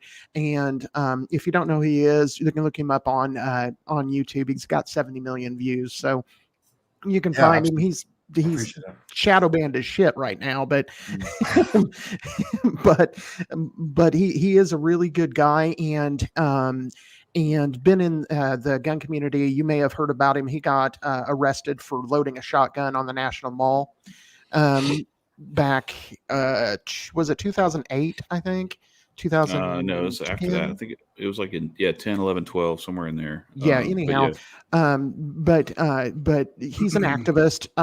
He's one of ours, but I really he's also a massive advocate for veterans and also for gun rights, and he's not afraid to put his ass on the line, which makes him a really good asset. But he's also touched a lot on mental health issues throughout his career, and for the two of you not to know each other almost seems criminal. And so I think that needs to happen. And because I think the two of you could do some beautiful things together, and that's just not something I can provide. It's not something Chad or Nico could provide, because like I said, I'm interested in firearms, but it's not my primary thing, and it's not really Adam's primary thing either. But it's definitely an important thing. And by the way, he's not allowed to own firearms because he loaned in a shotgun on a National Mall. But he got his he kind of got a little trouble for that. They sent more people against him than they did against Osama bin Laden, just to give you some ideas. They flash bombed his dog and threw what? They flash bombed his dog, and they broke into his safe to find mushrooms that they brought in with them, but to make sure that he had a felony on his charge against him for holding his firearms with a controlled substance. And when they asked him, did you have mushrooms in your safe? He said, well, it kind of ensures that I did when they brought it in an envelope. So, at the end of the day, Adam is a firebrand, but I do think that the two of you could, if nothing else, he is going to be starting a new his podcast back up in a few weeks, and that's something that you could at least talk to on his podcast. And he has a bit more of a following than we do. He's been around for a long time. Enough about talking about Adam, but I do want to let you know that I do want to hook the two of you up, because I think you would be able to help each other. For sure. So you guys got anything? Oh, yeah. Well, all right. So I wanted to make sure, way back at the beginning of this, I had cut you off when you were in the middle of the thing. You talked about the chance meeting that you had, and I wanted to make sure that you finished that whole process of going through that story. I don't know if you... Yeah. Okay. So I was in New Orleans, and then I became obsessed with the idea that my biggest regret is not getting the ladies' information, because it was crazy, because as we were about to keep going, right? We had like number 15, 16, 17 vodka soda to go tackle. But she was like, you're going to go do this, huh? And I said, yeah, I am going to do it. And she's like, I can see it in your face. And then I was obsessed with it. I think I drove her off crazy, because I like the whole time I was talking about it. But I got back to Vegas, and it was really cool, because I needed to find a mental health organization that, and I didn't even know if this existed, right? That was either pro-gun or gun neutral. And I did a bunch of research, and everything I found was, this doesn't sound too friendly. But then I came across a position paper 72 by Mental Health America. And in the paper, they're like, we're going to take a very unpopular stance, but we're going to stay gun neutral, because we don't believe that just because you suffer from mental illness, you should be denied your rights to own a firearm. Wow. I was like, damn, I got to talk to these people. Right. So I wrote this, I call it like the Jerry Maguire. Oh yeah, I remember you talking about this. Yeah, I just literally wrote this. Yeah. I called Aquarian Noir. I told him, I said, man, what do you think of this? He's like, it's a good letter. Like, you should wait a while. I called Rob Pincus, and Rob goes, wait till we have an organization. Like, don't just do this. And I was like, man, I totally didn't listen. And I forgot that I didn't listen. So like when I went back to tell both of them, they're like, literally I dimed myself out, because I was like, hey, right. So I hit send, and I thought, okay, what's the worst that can happen? They're going to just be like, ignore me. And it was cool. The day that I got the 501c3 letter from the government is the same day they called. And they were like, hey, we've been passing around your email. We're kind of fascinated by this. And it's kind of funny, because at the time there was really no organization. There was nothing. Like, we didn't have any solutions. Like, my whole idea Jerry Maguire didn't have anything. He had a bag with a goldfish in it, and that was it. So I went to the table thinking like, okay, I'll just be able to give you guys money and pay for the things that you talk about that you couldn't do because you lost money because of budget cuts, right? Like that was really my game plan. And this is the best part of the story. They were like, hey, come out, if you can come out to LA this weekend, we have a conference and we'd love to meet you. Right. So I called my CFO from Eagle, who was very much at the time involved in WTTA. Right. So I said, look, you got to fly out from New Jersey. You got to meet me in LA, and we got to go meet these people. And I remember I was super nervous. Right. Because I knew, I was like, I could be walking into a buzzsaw. I don't know how these people are going to take me. Right. Like, and I showed up like an hour before the convention started, and just so happened the vice president of Mental Health America was sitting out front, like doing badges, trying to get the table ready. And she's like, who are you people? And we're like, we're the gun people. She was like, oh my God. She's like, I'm so glad you're here. And she goes, we were betting you wouldn't show up.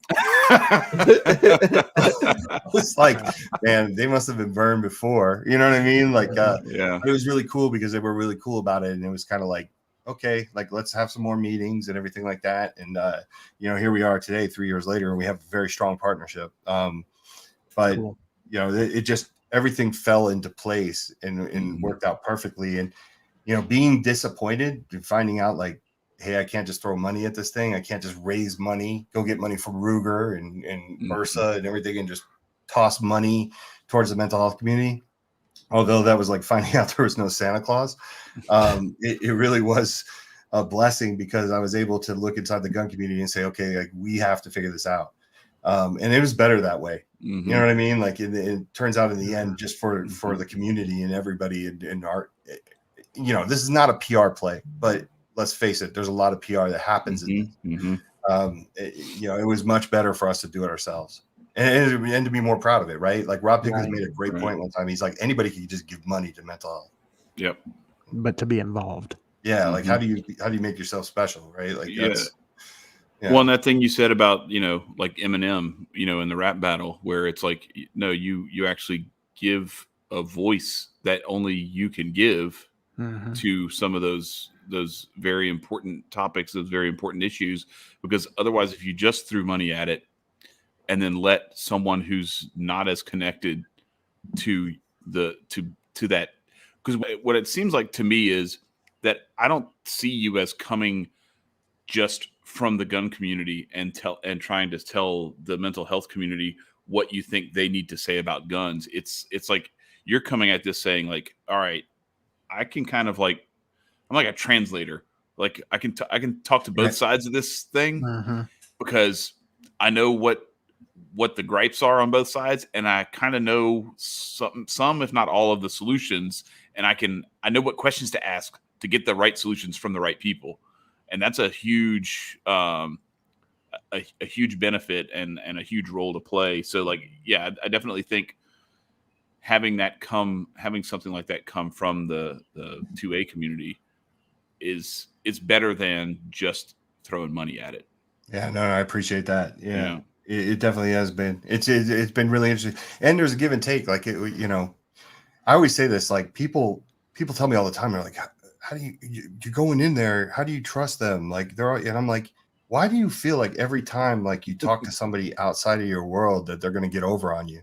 You know, like that's the other thing that gun people make. They make me nuts when they do that because it's like if you go talk to somebody that doesn't have your same opinion on guns, they're going to touch you or something, and then all of a sudden you're going to become anti-gun. Like it's just ridiculous. You know what I mean? Like I go into every room going, I have an opportunity right now to make that person understand me, right? And I work with a lot of people. I could see it on their face, like they don't like guns, but in the end, like they feel very comfortable with us out there trying to do what we're doing, and they've come off a lot of stances that they normally would have, you know, 4 years ago had a totally completely different attitude about. I think it's just a place that we need to get to. I think we're losing the battle the other way, you know? Sure. No, absolutely. Siloing is only going to mean that like there is another side, and what they can do is then they can weaponize the mental health stuff against the 2A community. And that's a battle that increasingly looks like it's you know, it's getting harder to win without allies from that side of things, because it's I mean, we have our own thoughts on how some of these things play out. Anyway, go ahead, Nico. But like actually playing into that is that I'm gonna punch myself in the throat. What the fuck, man? Oh my god, Nico, come on, man. Look, my guy, you gotta not work on Wednesdays from now on. Like no more. It looks like he's just been reading all those books and like you're mentally fried. Like I have been cramming for a test, damn it. Look, I had it, but like today I was like in an air duct today. Not an air duct. I had a long day. Not a long day. But all right, fuck it. I don't know. Oh wait, I guess I can do this. Are accents racist? That's just a quick question. Are accents racist? It depends on what accent it is. Right. Shit, man. So wait, what accent can a black guy not make? I don't know. Just go for it. I don't care. This Be is a hillbilly. Show. Yeah, this is our show. Just do whatever you want to do. I mean, hey motherfuckers, I don't got no accent no more because I just give this shit up. But if you got $5 to spare, and if not $5, help my man's Michael out, because mental health is a big fucking issue. Not just that, my pockets need to be big as well. But if y'all enjoy this conversation, please hit that like, that subscribe, and please 2 shares, beat the spread. And also go take that survey. See if you got some shit that's on your mental that you need to get off. And if you're a crazy motherfucker like all of us, then join the party and just go talk to somebody or get some help. Vice versa. Thank you very much. Nice. So I want to start moving towards wrapping up because we have had you for quite some time. First of all, I want to say that I really appreciated you taking the time to talk to us and our audience. We may not be the biggest podcast out there, but we are the most fun for sure. We got that handled. We are the Taliban of the anarchist community, and we are the best of the best for sure. Oh my God. Bro, some people should just not be allowed to talk. I know, it's great. The Taliban right now is going, those guys must be pretty damn good with that show. but I really enjoy what you're doing. I think what you're doing is extremely important, and it is about changing the narrative and changing the narrative in a true way. And that's a very similar. I think we have kindred spirits between us because that's very similar to what we're doing as well. I don't know if you call yourself what you call yourself. I really don't care. To me, it seems pretty obvious. You own yourself and you rule yourself, which makes you an anarch, because there are monarchs that are ruled by one person. There are oligarchs that rule over many people, and then our anarchs, like all of us, who rule ourselves. We don't accept a master. We are free, and it doesn't matter whether we have a firearm or we're, shooting up the weed, whatever it is. We are free, and we will not take anything less than pure freedom for the rest of our lives. And you're another one of those good allies out there making a difference, doing things in our communities, making things work, finding solutions, and becoming the change that you want to see in the world. Yes. And so I salute you.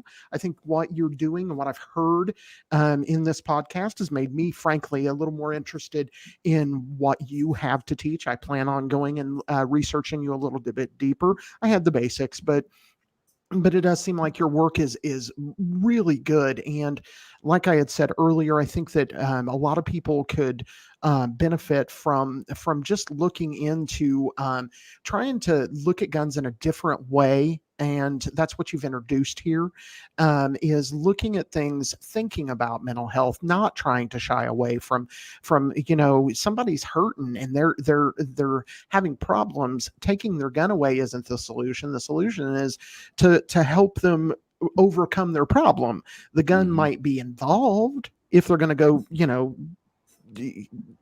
blow off some steam at a range or whatever they are, but that we should start thinking of these kinds of ideas in different ways. Most people, 10 years ago, thought that anarchy meant chaos. Now they're learning that it means love, peace, and freedom. And so I'm really glad to have had you on here, and I'll turn it over to my other hosts, and then we'll let you wrap it up. Appreciate it. Thank you.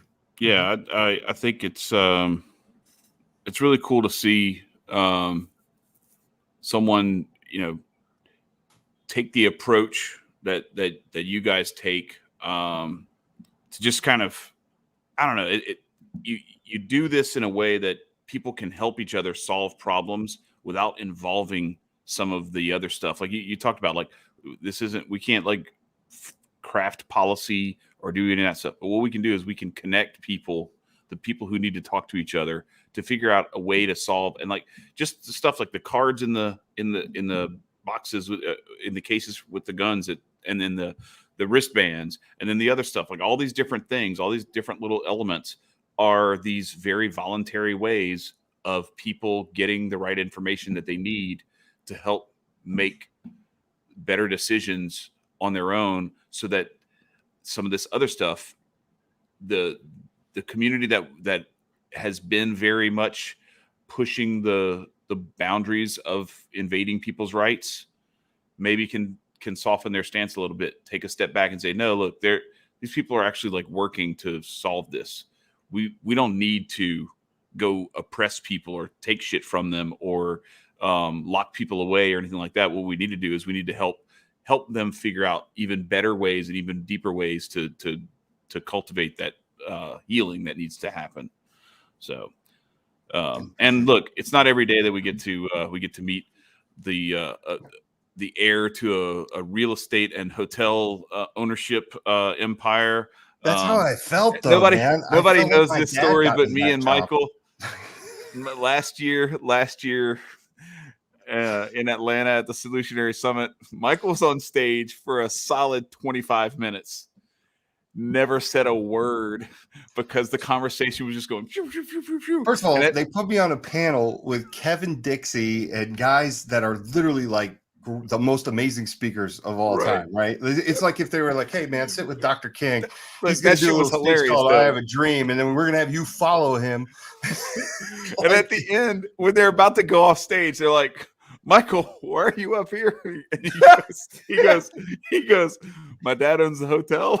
It's the only thing that made sense. Like, it's like my dad got me in the boy band or something. You know, he owns the recording studio. Like, put this kid up there. It was funny because so I was shocked they brought me back, and then they were like, "Look, we're gonna give you your own space, your own thing." And then as I was going, Rhonda is on the side, and she's like, "You're going too long." And I'm like, "Oh, great. Now I'm going too long. I didn't say anything last time. I got yelled at. Now I'm going over."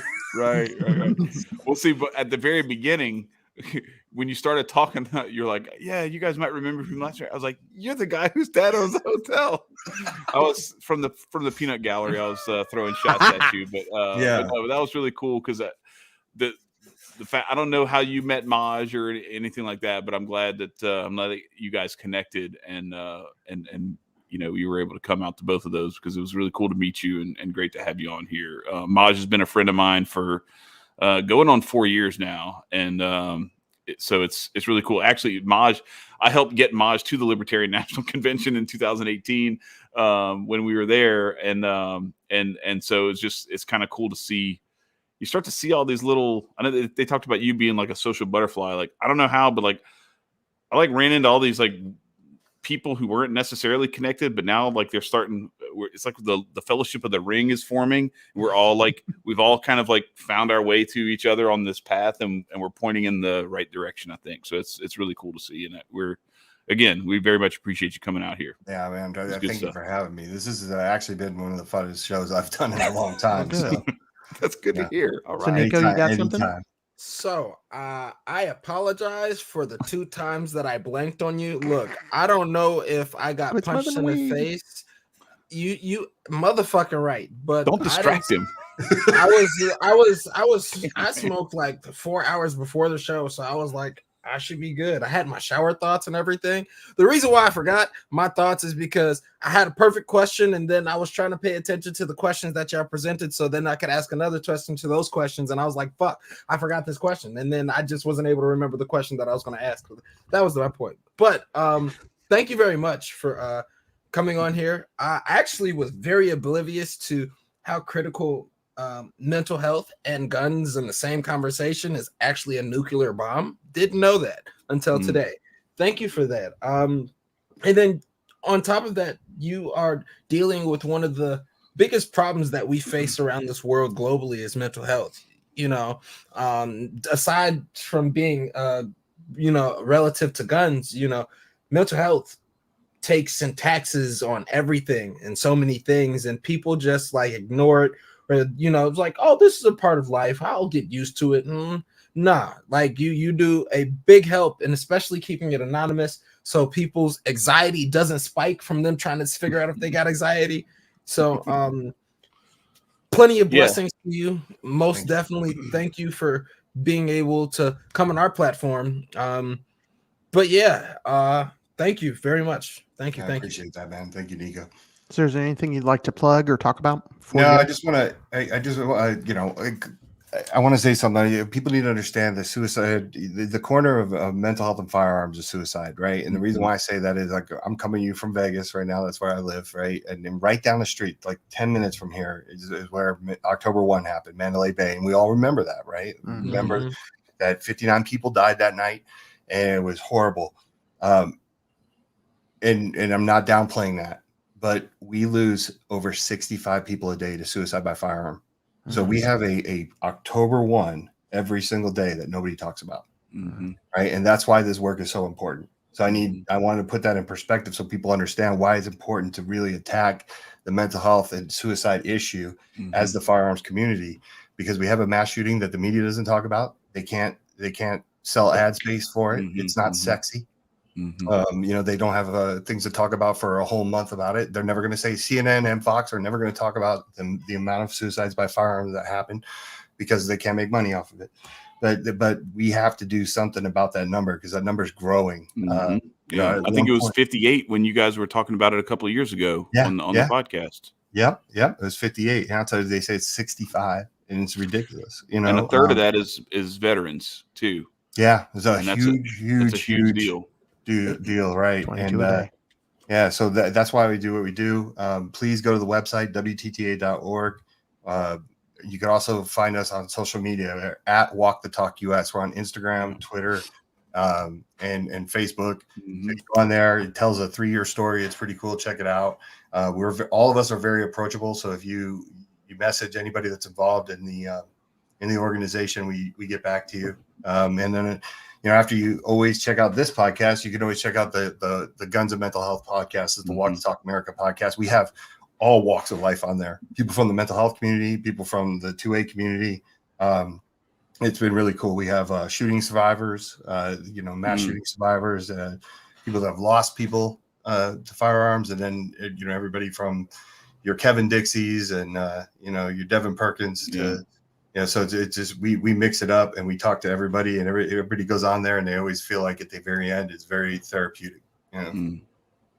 That's awesome. That's huge. And I one of the things that Jake had said, and I don't want to come at this from, because I don't have, this isn't my background or anything like that, but it was very interesting and it was very comforting to hear when he said that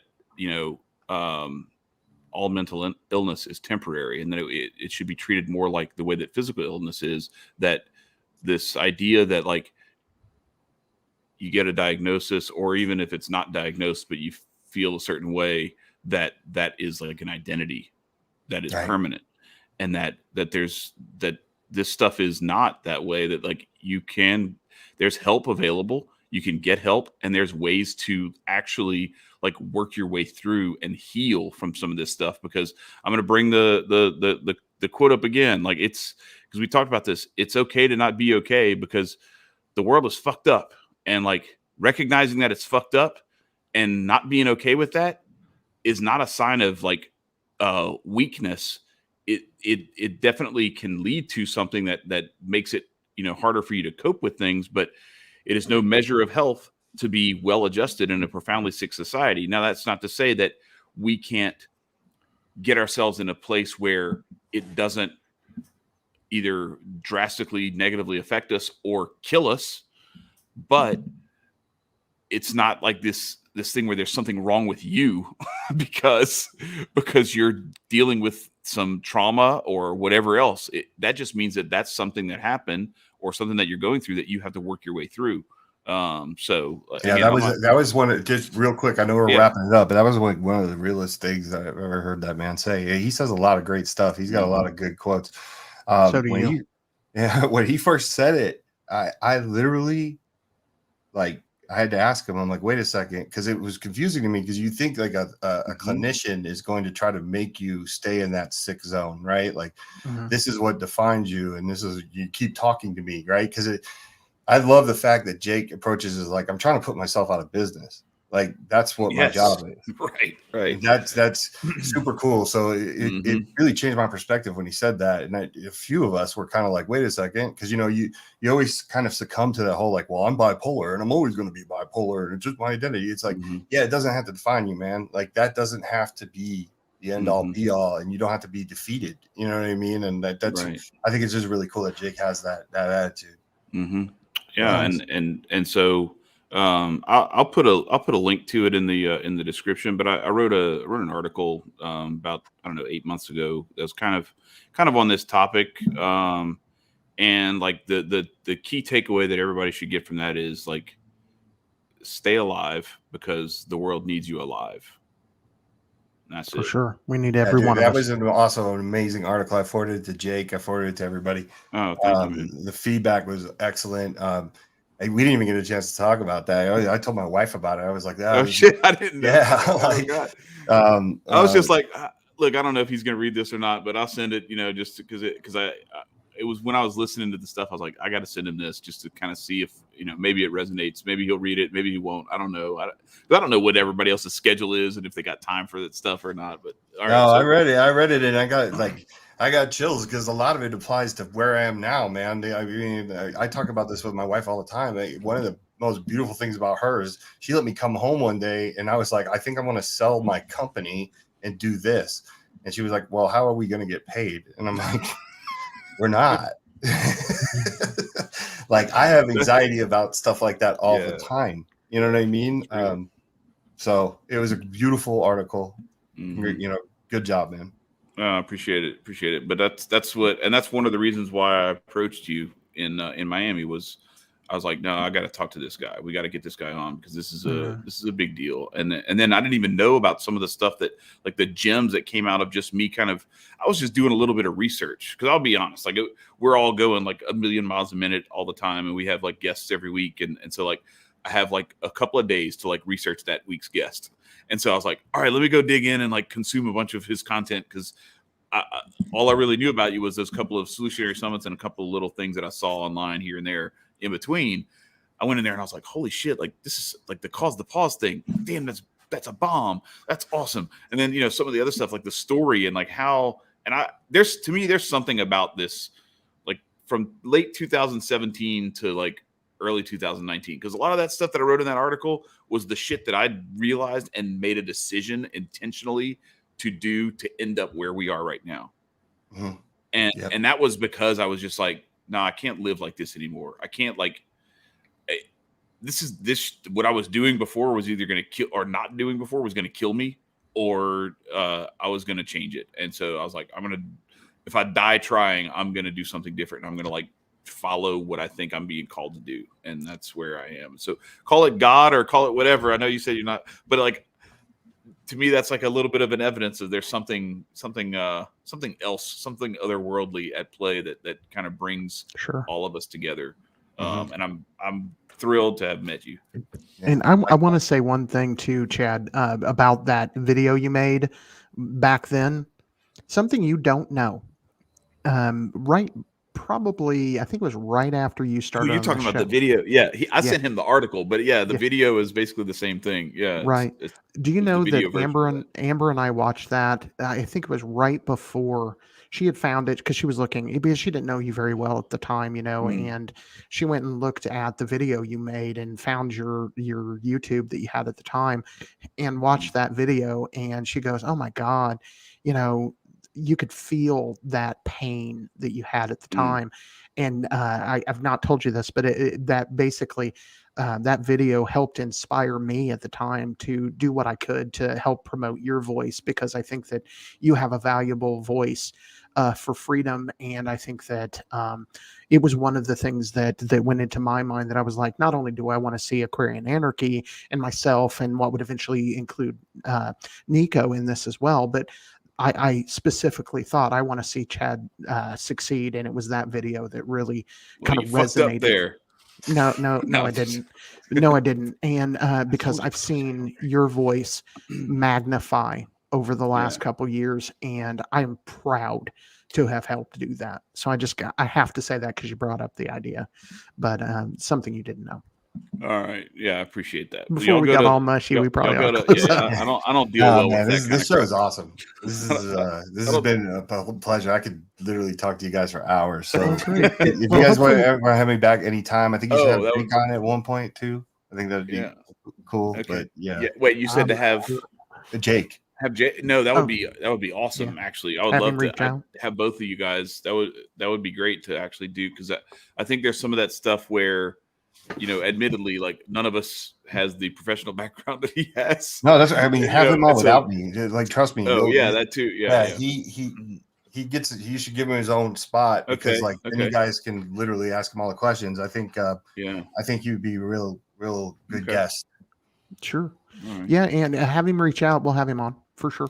We're the worst at wrapping up. I think we've been wrapping up for like a half an hour. We're awful at it because we keep Y'all fucking going. Hey, look, wait. I'm gonna put this nicely. Y'all have a black person on here, so CPT is allowed. We can. Hey, look, we can there must be take it some of back that. a little There must bit. be some of that in my family. They down here in Louisiana, they call us Cafe? asses because we have this like Cajun What? sort of thing where we do. Yeah, What'd that's you what they say? call. That's what they call us. It's an old thing. See, Anyway, You see, you So, caught me on a night that I'm what not we black do from the is- waist down, Yeah. man. I'm Shut up. blue from the waist Stop it, down right Marcus. now.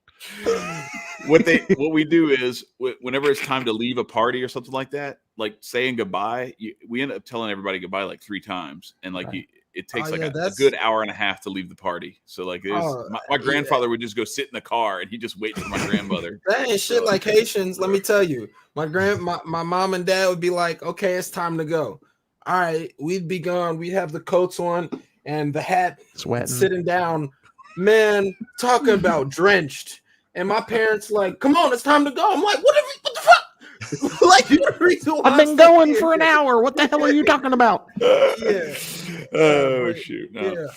Yeah. But Well, I'm glad you enjoyed your time here, Michael, and we're gonna have to hit you up to get you back on. We'll give it a little bit of time, and we'll see. I gotta figure out, like, I need to have a new battery of questions, so I'm gonna have to dig a little bit. For sure. We need to touch on. I some might have to visit stuff. Vegas. Have Right. There you go. And Let me know, man. I'm telling you, Most definitely.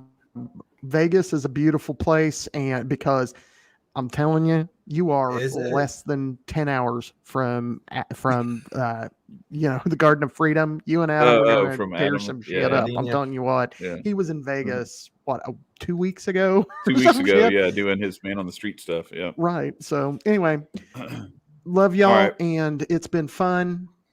You ready Most for me to definitely. do it, Chad? Stay alive, everybody. Stay alive, Sure. everybody. The world needs you alive. Facts. Marcus, hit him. Stay free, everyone.